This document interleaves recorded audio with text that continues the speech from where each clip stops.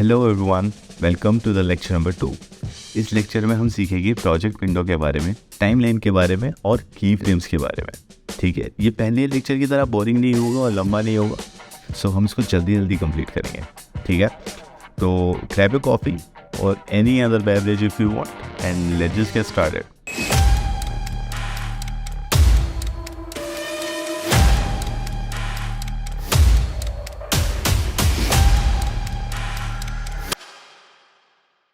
Alright, so here we are in After effects.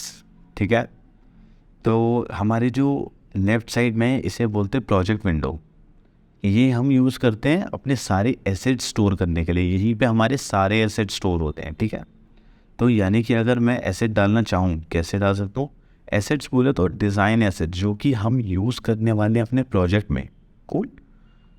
अगर मेरे को ये मान के चलो, ये मेरी फ़ोटो है, मेरे को ये PNG है और एक वीडियो है, ये दोनों मेरे को ये डालनी है आफ्टर इफेक्ट्स के अंदर, मेरे को ये यूज़ करनी है प्रोजेक्ट में, तो मैं सीधा इसको ड्रैग करके ले आऊँगा और ये सिंपल ऐड हो गई है। जब हम बड़े प्रोजेक्ट्स कर रहे होंगे ना, एक बात ज़रूर ध्यान रखना कि इन एसेट्स को एक फ़ोल्डर बना के ज़रूर रखना। फ़ोल्डर कैसे बनाते हैं आफ्टर इफेक्ट्स के अंदर? देखो, ये जो आइकन है ये फ़ोल्डर के लिए, देखो होगा क्रिएट अ न्यू फोल्डर।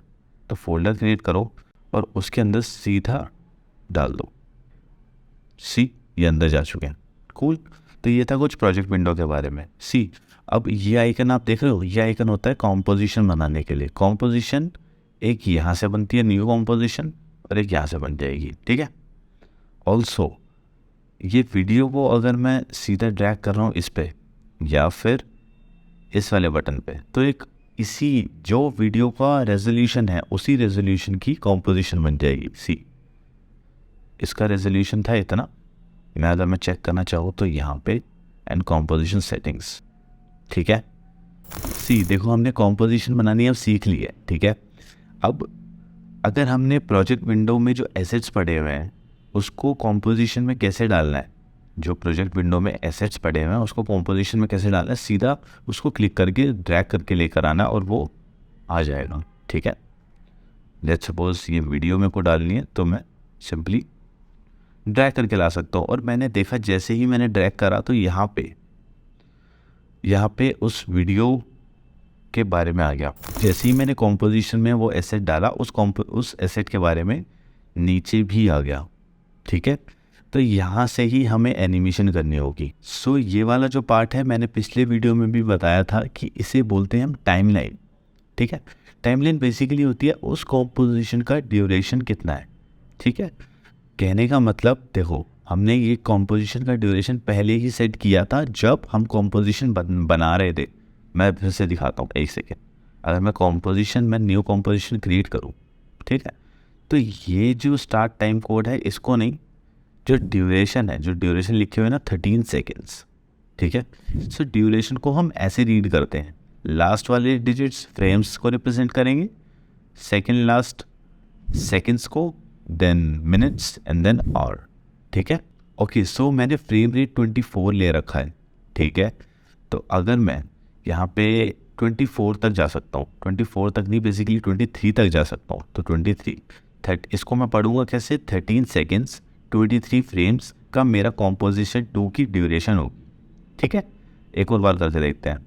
मैं मान के चलो यहाँ पे डालता हूँ 10 एंड यहाँ पे डालता हूँ 12। ठीक है, तो क्या मतलब हुआ इसका? कॉम्पोजिशन 2 का ड्यूरेशन कितना हुआ? 10 सेकेंड्स 12 फ्रेम्स। कूल। ठीक है, इसको कैंसिल कर देता हूँ। अभी ये कितने की बनी हुई है? 12 सेकेंड्स की। अगर मैं इसको जूम करूँ तो मेरे को दिखेगा कि कितनी बनी हुई है। ओके, 13 सेकेंड्स की बनी हुई है बेसिकली। ठीक है, मैं वापस अपने पुराने वाले फाइल पे आता हूँ जो कि मैंने बनाया हुआ था। ओपन रीसेंट एंड YouTube 02,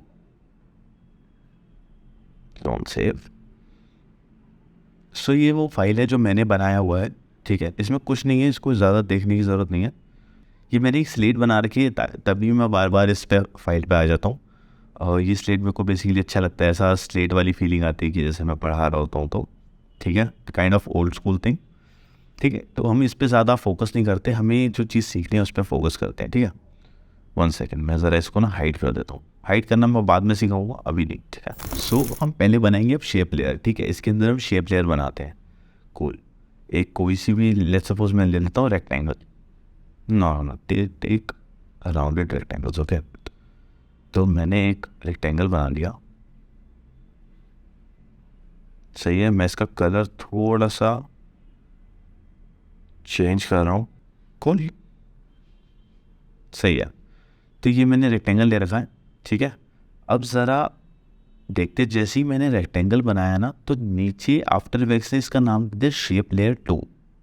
अब ये शेप लेयर 2, ज़रा इसको यहाँ से जो एरो है ना, इस पर क्लिक करके देखते हैं, खोल के देखते हैं क्या क्या है। पहली चीज़ है कंटेंट्स और ट्रांसफॉर्म। कंटेंट्स का मतलब होता है इस शेप लेयर के ब्रैकेट में कितनी शेप लेयर आती हैं, ठीक है। ये शेप लेयर एक्चुअली ग्रुप बना देता है उन शेप्स का जो कि तुम चाहते हो वो एक साथ ही एनिमेट हो या एक साथ ही रहे। ये तुम्हें आगे आके समझ में आएगा, आसान है चीज़, ठीक है, इतनी कॉम्प्लिकेटेड नहीं है। तो मैं अगर कंटेंट्स में देखूं तो शेप लेयर 2 के अंदर सिर्फ और सिर्फ रेक्टेंगल 1 आता है। हाँ, वो तो हमें दिख रहा है, ठीक है। पर अगर मैं क्लिक करके इसी शेप लेयर को क्लिक करके मैं फिर से एक और शेप बनाता हूँ तो रेक्टेंगल 2 भी आता है। मैं इसको आई क्लोज करके विजिबल और नॉट विजिबल कर सकता हूँ, ठीक है। सी, तो मैं रेक्टेंगल 2 को डिलीट कर देता हूँ। कंटेंट्स का मतलब आप समझ गए होंगे। सो कंटेंट्स के अंदर हम बाद में आएंगे, मैं तुम्हें एक ओवरव्यू दे रहा था, पर हम ज़रा नीचे देखते हैं, इसमें लिखा हुआ ट्रांसफॉर्म, ठीक है। ट्रांसफॉर्म में होता क्या है, कुछ बेसिक प्रॉपर्टीज़ होती हैं जो कि हमें एनिमेशन करने में हेल्प करती हैं, ठीक है। जैसे कि पोजीशन होगी, स्केल होगी, रोटेशन, एंकर पॉइंट वगैरह वगैरह होता है, ठीक है। अब 5 ही हैं पर सही। सो पहले तो हम ये समझते हैं कि एनिमेशन ना होती कैसे आफ्टर इफेक्ट्स के अंदर। देखो, आफ्टर इफेक्ट्स जो सॉफ्टवेयर है ना, वो क्या करता है, वो रीड करता है किसी भी शेप लेयर की, किसी भी एसेट की इनिशियल वैल्यू और फाइनल वैल्यूज़ की, ठीक है। इनिशियल प्रॉपर्टी और फाइनल प्रॉपर्टी, उसके बीच में जो भी ट्रांजिशन होगी, ठीक है, इनिशियल से फाइनल तक, वो आफ्टर इफेक्ट्स खुद देखेगा कि मैं इनिशियल से फाइनल तक उसे लेके जा रहा हूँ, ठीक है। वो आफ्टर इफेक्ट्स खुद देखेगा। हमें क्या करना है अब, इसका मतलब हमें क्या करना है, किसी भी एसेट की, शेप लेयर हो, वीडियो फुटेज हो, उसकी हमें इनिशियल प्रॉपर्टी और फाइनल प्रॉपर्टी बतानी है, ठीक है। तो बहुत ईजी है, एक बार मैं करके दिखाता हूँ, आप भी अच्छे से समझ जाओगे, ठीक है। देखो, ये जो ट्रांसफॉर्म की प्रॉपर्टी है ना, इसके अंदर मैं देख रहा हूँ कि ये कुछ स्टॉप वॉच है। इस प्रॉपर्टीज़ के साथ कुछ स्टॉप वॉच के आइकन बने हुए हैं। ये किस लिए होते हैं, ये होते हैं की फ्रेम्स लगाने के लिए। अब ये की फ्रेम्स क्या होते हैं, की फ्रेम्स बेसिकली हम ऐसे समझते हैं कि आपने लेजिट बता दिया आफ्टर इफेक्ट्स को कि भाई मेरा इस टाइम पे इस सब्जेक्ट की प्रॉपर्टी ये होगी, तो वो समझ जाओ। कहने का मतलब, एक की फ्रेम अगर मैंने डिसाइड कर लिया मैंने इस टाइम फ्रेम पे लगाना है, तो इसका मतलब आफ्टर इफेक्ट्स समझ जाएगा कि उस टाइम पे इस सब्जेक्ट का प्रॉपर्टी ये था, ठीक है। लेट्स सपोज अगर मैं 2 सेकेंड्स पे आता हूँ, ठीक है, नॉट 2 सेकेंड्स, मैं आता हूँ 10 फ्रेम्स पे। ये लिखा हुआ है 10 फ्रेम्स, 15 फ्रेम्स, 20 फ्रेम्स, ठीक है। और ये लिखा हुआ है 0-1 सेकेंड, कूल, सही। मैं अगर 10 फ्रेम्स पे आता हूँ और मैंने पोजीशन पे स्टॉप वॉच पे क्लिक कर दिया, ये जो होता है ये होता है की फ्रेम, ठीक है। अगर मैंने एक की फ्रेम यहाँ लगा दिया स्टॉप वॉच पे क्लिक करके, तो मैं देख रहा हूँ, इसको मैं पढ़ूँगा कैसे कि इस कॉम्पोजिशन में, इस स्पेसिफिक कॉम्पोजिशन में, ये वाली कॉम्पोजिशन में, इस शेप लेयर की प्रॉपर्टी मैंने यहाँ डिफाइन कर दी इस पॉइंट ऑफ टाइम पे, यानी 10 फ्रेम्स पे। 10 फ्रेम्स पे मैंने पोजीशन की प्रॉपर्टी ये डिफाइन कर दी, ठीक है। मैं अगर इस को टाइमलाइन को आगे लाता हूँ, ठीक है, और मैंने थोड़ा सा इसको आगे कर दिया, मैं स्लाइडर से कर सकता हूँ। ये स्लाइडर है, एक्स की वैल्यू, सी ये होती है एक्स की वैल्यू, ये होती है वाई की वैल्यू। पोजीशन एक्स और वाई में डिफाइन होती है, ठीक है। क्योंकि ये 2D है इसलिए हम एक्स और वाई में करते हैं, 3D होगा तो एक्स वाई एंड जी में करेंगे, कूल, सही। मैं इसे ड्रैग कर सकता हूँ और मैं सिलेक्शन टूल की मदद से इसको खुद भी मूव कर सकता हूँ कहीं पे भी, ठीक है। मैं शिफ्ट दबा के अगर मैं ला रहा हूँ तो एक डायमेंशन में मूव होगी, यानी एक्स डायमेंशन में ही मूव होगी वो, ठीक है। अगर मैंने ये प्रॉपर्टी यहाँ डिफाइन कर दी पोजीशन की कि देखो फाइनल पोजीशन यहाँ है और इनिशियल पोजीशन यहाँ है, तो जो बीच में होगा वो आफ्टर इफेक्ट्स खुद समझ लेगा, ठीक है। सी, मैं सिर्फ स्पेस बार दबा के इसको प्ले कर रहा हूँ और वो खुद समझ रहा है। ठीक है, कितना अमेजिंग टूल है ना।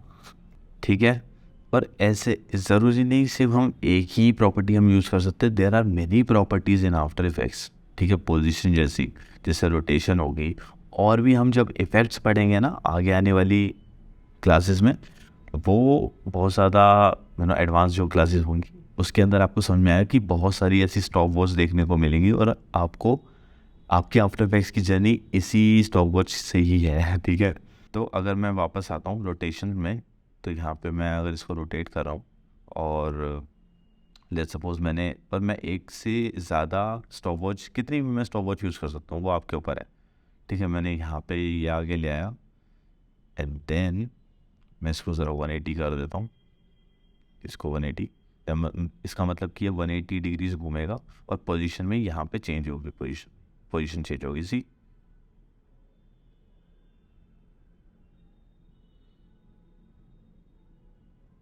तो ये बहुत ज़्यादा ही बेसिक एनिमेशन थी। ठीक है, तो आप इसको यूज़ करके देखो। सो आज की क्लास बहुत ज़्यादा बेसिक थी, मेरे को छोटी छोटी चीज़ें बतानी थी, तो सही है। तो मिलते हैं नेक्स्ट लेक्चर में, तब तक के लिए बाय।